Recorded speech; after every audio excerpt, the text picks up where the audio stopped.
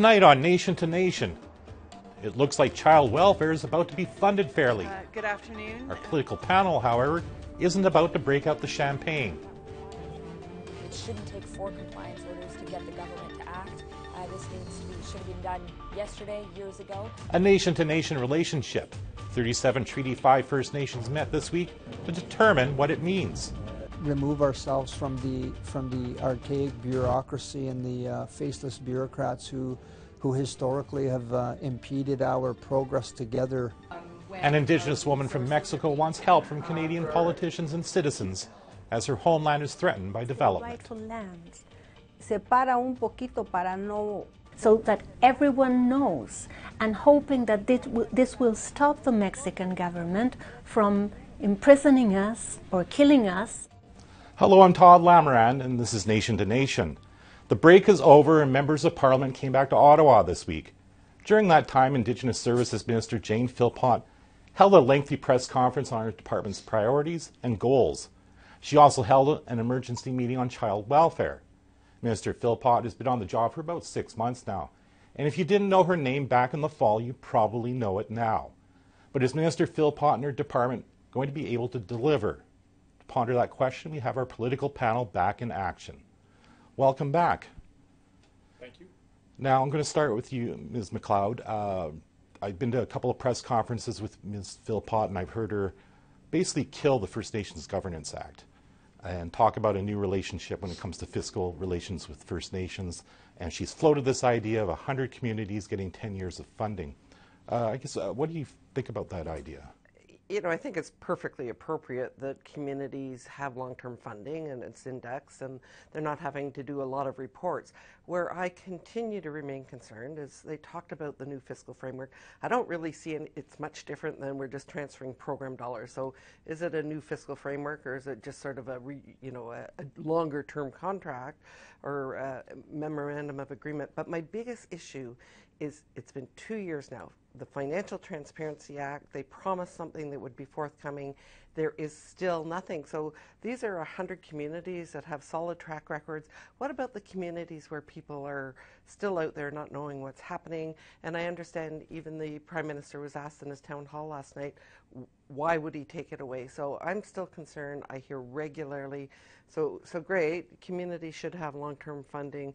I don't see what's really all that sort of innovative, but they have done nothing for those hundreds of other communities, not hundreds perhaps, but the communities that want some reporting that's enforced. Ms. Ashton, I'll get your thoughts on that. Well, we certainly welcome the commitment to long-term funding as well. We are concerned that a number of key priorities, however, are still not being addressed for all communities, whether it's the boiled water advisory, whether it's child welfare, whether it's housing. And while we welcome a new approach, and we're certainly very critical of the First Nations Transparency Act, there's no question that what we need here, yes, is frameworks that work, but we definitely need funding that's flowing to communities to address the major needs that exist on First Nations. Well, Mr. Rusnick, it sounds like you have some agreement on this, but what do you tell somebody like Charmaine Stick from the Onion Lake Cree Nation, who's been fighting her government to get transparency for years, that it looks like the Transparency Act is gone?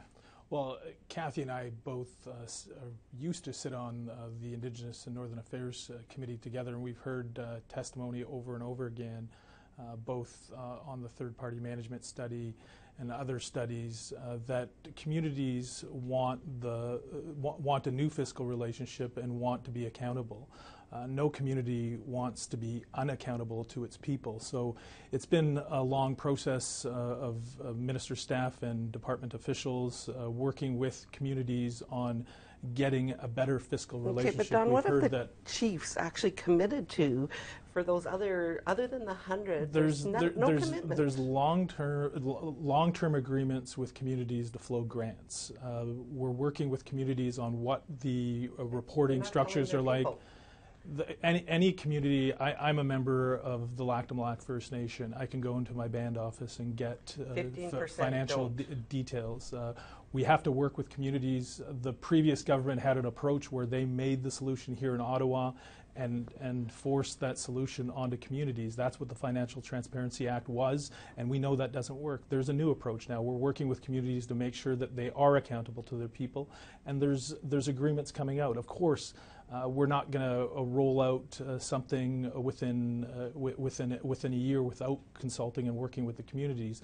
But as we move forward, you'll see new reporting structures that are made by the communities and actually work for the communities. So have you worked with the 15% that said we're not going to comply with the Financial Transparency Act and said directly to them, okay, what are we going to build? How are we going to make sure that Charmaine Stick and the many others actually have the information that they rightfully deserve? Your constituents can see how much money you spend. They can see how much their mayor spends, their provincial politicians, and there's 15% of the communities not compliant, and you need to work directly with those communities and say, okay, where are we going to go? Absolutely. No community wants to be unaccountable to its people. And again, minister staff and department officials have been working with the communities to come with a solution that works for the communities, working with the people in the communities to make sure that it makes sense for them. Again, there can't be a pan-Indigenous approach to anything we do, and our government has proved that by working with communities on long-term drinking water advisories on reserve, the child welfare reforms, and the new fiscal relationship. Okay, I'm going to have to move on. We could obviously argue about this for the whole segment, but going to go to you, Ms. Ashton. Of course, Minister Philpott held an emergency meeting just last week on child welfare. Do you think that's the right approach she's taking? Mm-hmm. Well, I know a lot of people back home were encouraged to see a gathering focused on child welfare, but you know, I don't think anybody thought that an emergency meeting would be necessary to really highlight what's desperately needed, which is an increase in funding, equitable funding for child welfare on reserve. There have been 4 compliance orders now. You know, we're talking about the Human Rights Tribunal telling the Government of Canada that it's not doing its job, that First Nations children are being discriminated against. I mean, this is horrendous. So, you know, while, yes, conversations are important, it's clear funding is long overdue. In fact, many have talked about how the underfunding has led to tragedy, and we need to deal with it right now, and it's time for the government to walk the talk and commit to equitable funding for child welfare on reserve. Ms. McLeod, do you think Mr. Philpott has taken the right approach on this issue? You know, I think it was very important to have a meeting. I would hardly characterize it as an emergency meeting. An emergency meeting would have happened right after the Human Rights Tribunal ruling came out in the first place, and right after the motion, the unanimous motion in the House that you needed to transfer the money and comply. So it was important to have that conversation. It was good to see it happen, but it sure wasn't an emergency meeting. An emergency meeting is something that happens in response very quickly in relationship to, again, both the unanimous motion in the House and the tribunal ruling. Mr. Rusnick, I was there at the emergency meeting. I heard different things from different people. Some were cautiously optimistic. Some were saying, oh, it's just more rhetoric. We've now had another compliance order. Is the government going to finally comply, or are you waiting for Budget 2018 to actually do that? Well, we've just had the compliance order come down. I'm not fully versed in the compliance order in its entirety. I know the minister. Well, I imagine it's similar to the other 3. And the minister is going to have a response later today. I'd encourage everyone to look at that response. The government's absolutely committed to implementing all the orders of the Canadian Human Rights Tribunal. The minister's been working with all parties to the Human Rights Tribunal rulings to make sure that we get this right. This is ultimately about the children and making sure that Indigenous children have all that's available to all children in this country, and it's absolutely unacceptable that they don't. There's been a lot of problems over the last 150 years in Indigenous communities across this country. It's not going to be fixed again by one meeting. The meeting was a starting point, and the minister had a lot of leadership there, a lot of the provinces and territories, a starting point and moving in the right direction. What do you think of that answer from the government, Ms. McLeod? There was some immediate action suggested in a motion, and I have no question that there needs to be systemic changes in terms of what's happening, and the work that's going on right now is important, but there was an immediate request for some dollars to flow, and it was certainly, pretty clear where those dollars had to flow. So you don't have to just spend money for the sake of spending money, but in this case, the fact that they didn't flow the dollars in the way that they were supposed to, and according to the unanimous motion of Parliament, it's a big concern. Ms. Ashton, I'll give you the last word on this today. Well, I mean, it's this is an ongoing issue. It's been an ongoing issue for years, for decades.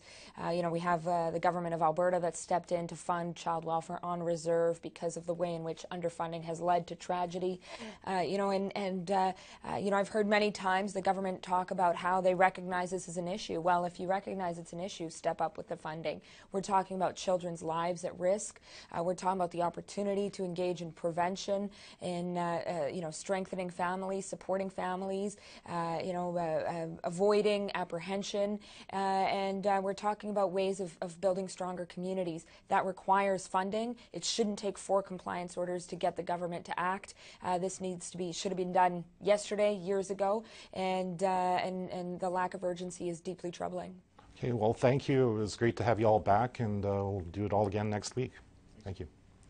After the break, we talked to the Grand Chief of the Assembly of Manitoba Chiefs, as Treaty 5 First Nations met this week to discuss what they think a nation-to-nation relationship is.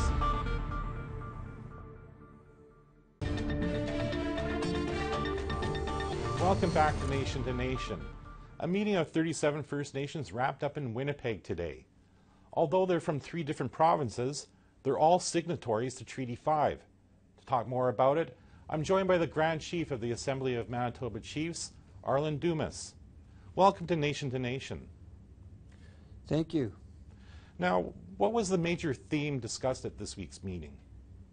The major theme was discussing how the Treaty 5 chiefs want to come together and push forward the discussions that they've been having in regards to their treaty and the relationship that they have with the Crown.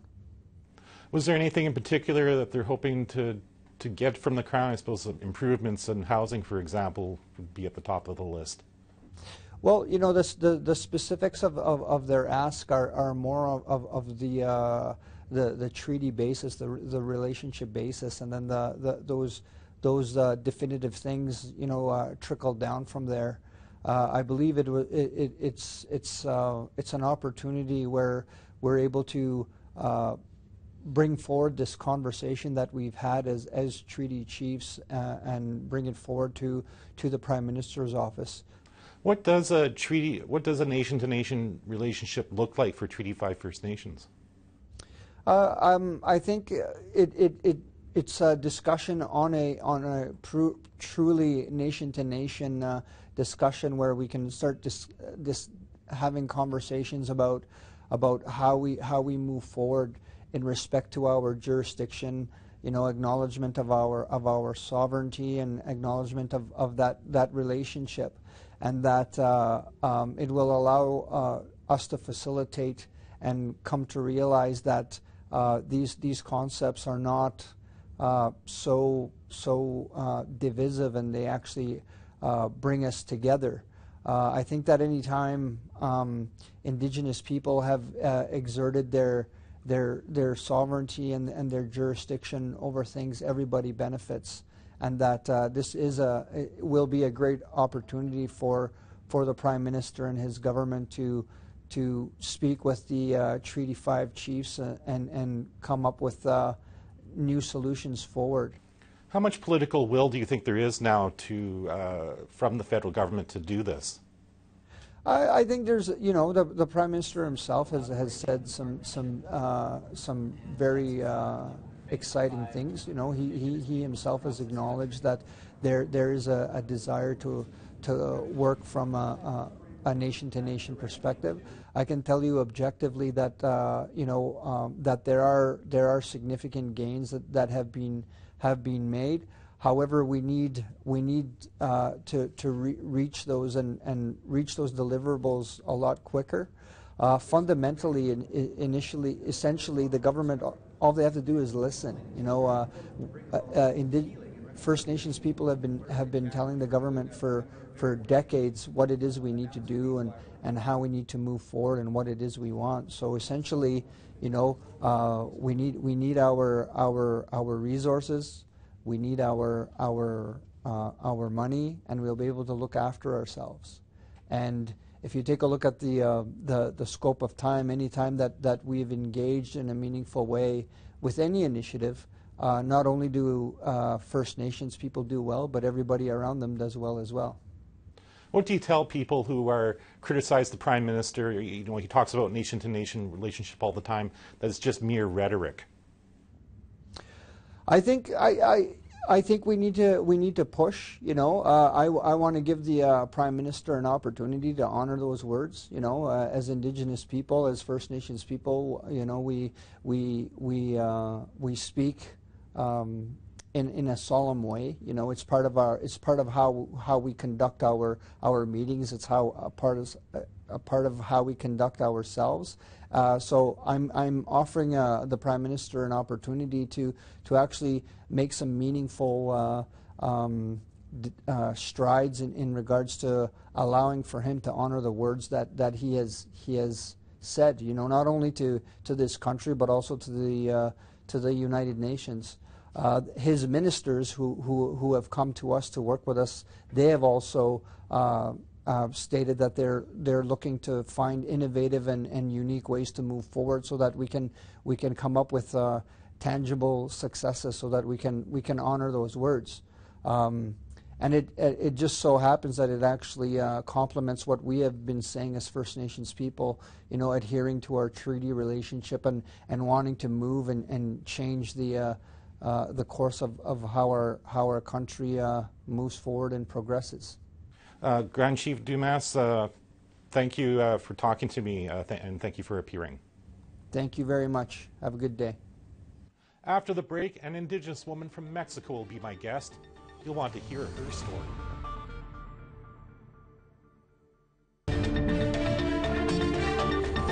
Welcome back to Nation to Nation. This story will sound familiar. The federal government wants to build a highway across an Indigenous community's ancestral land, done without consulting the local community. But this one is in Mexico. Alicia Bustamante is a leader from that community, the Otomi. She is part of a Mexican delegation currently visiting Ottawa. This morning they visited an office on Parliament Hill to meet a couple of NDP members of Parliament. Ms. Bustamante joins me now. Welcome to Nation to Nation.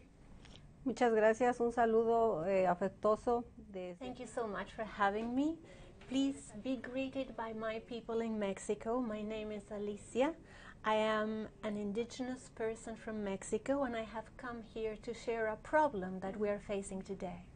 What about this problem would you like Indigenous people in Canada to know about? Bueno, pues, I've come to share with my brothers and sisters in this country the fact that in Mexico, the government dispossesses those who are most vulnerable of our land. And those who are most vulnerable is us, Indigenous people. They came to our land, to our community of Xochicuautla, to impose a development of a highway. This highway cuts through the middle of our forest, which we defend, not only because it is our sacred ancestral land, but because it generates water. Enrique Peña Nieto and a company called IGA are the ones that are imposing this development on us. What have you and the Otomi done to stop the highway? Nosotros llevamos 11 años defendiendo nuestro bosque. It's been 11 years that we have been defending our land, our forest. We have participated in numerous fora. We have organized ourselves as a community to inform about what's happening. And we have been subject to much repression, which is why we left our country and come here to Canada to lend visibility to this issue so that everyone knows, and hoping that this will stop the Mexican government from imprisoning us or killing us, as it has happened. 23 of our brothers and sisters have been imprisoned. Houses have been demolished, destroyed without notification. This is why we came, so that everyone, even in the furthest corners of the country, will hear and will know. And this is happening in all of Mexico. Indigenous people are being dispossessed of what is their rightful land, and this land is being given to people with money, people with power. I watched a lot of video this morning on YouTube. I saw a lot of police, bulldozers. I saw a house being destroyed. What has happened since those events? El gobierno y la empresa siempre llegó de esa forma. The government para las reuniones and the company, this is the way they have always arrived, with the police. We are an indigenous community, we are just people. But they, when they repress, they do it through the hands of the police. When they came to demolish our houses, they brought the police with them. When they destroyed our forest, they brought the police with them. And what does this mean? It means that they did not have our consent to do what they did, which is why they needed to avail themselves of the police force, public security. Very briefly, what are you hoping our members of parliament and other Canadians can do? Pues nosotros lo que queremos es que el gobierno de Canadá what we would want is the Canadian government to issue a letter informing of what is happening, asking why there has no been prior informed consultation, saying that even though the Mexican government says there has been not. We have come here to seek your support at every level of the government to make the Mexican government accountable. That is why we're here. We are here so that we are heard by students, by Indigenous peoples, by everybody who can lend us their ear, so that this becomes visible. What happens in Mexico and what happens in my community. A todo aquello que nos pueda escuchar para darle más visibilidad a lo que está ocurriendo en México y sobre todo en Xochicuautla. Ms. Bustamante, I want to thank you for being here, and I hope you enjoy more of this wonderful winter weather. Del maravilloso clima del invierno. Muchas gracias. Pues agradecerle a todos aquellos que nos ven y que... I would like to thank you and everybody who's watching right now. The forest means water. Water means life. What we are doing, we are not doing it only on behalf of our community, we are doing it on behalf of everyone. We, Indigenous people, have that task. We must keep on at it. Thank you very much. Ya que es para todos. You're welcome. Next week, we're hoping to have Crown Indigenous Relations Minister Carolyn Bennett here to talk about what exactly her new role is now that Indigenous Affairs has been split up. I'm Todd Lamoran. Have a great evening.